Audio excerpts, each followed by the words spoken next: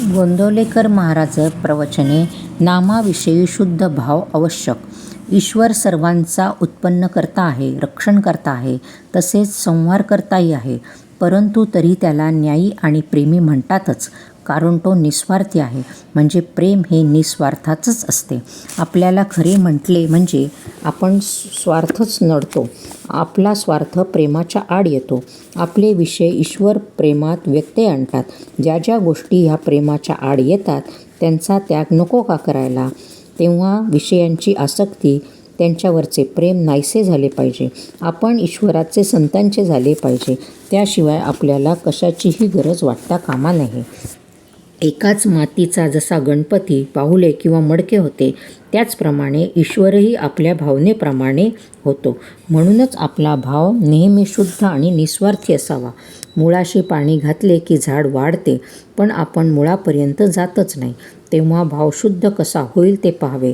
उदाहरणार्थ, एकादशीच्या दिवशी उपवास करायचा एवढेच आपल्याला ठाऊक असते, पण एक गृहस्थ एकादशीला भगवंताचे नामस्मरण करायचे सोडून 12 वाजेपर्यंत आंघोळ न करता अंगण मोरी झाडत बसला, असे आमचे चुकते.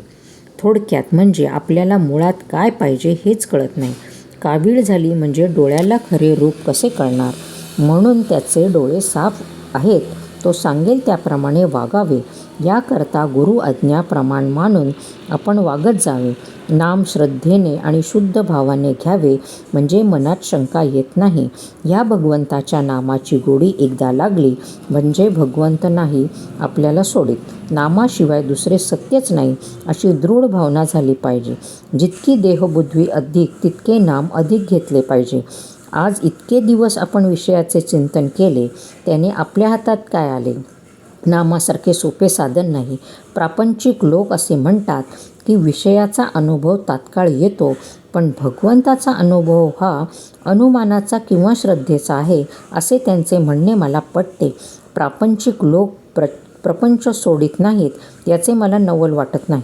पण ते सुख चिरकाळ टिकणारे आहे ही समजूत करून घेऊन त्यामध्ये रमतात, याचे मला वाईट वाटते.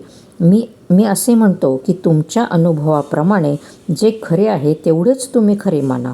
विषयाच्या ध्यासापासून सुख नाही असे वाटू लागले म्हणजे नामाची गोडी येईल. आपल्या देहावर आपली सत्ता नाही, आपल्या पैशावर आपली सत्ता नाही, आपल्या माणसांवर आपली सत्ता नाही. म्हणून आपले कर्तव्य तेवढे करावे आणि ते करीत असताना आपले मन दुश्चित्त होऊ देऊ नये.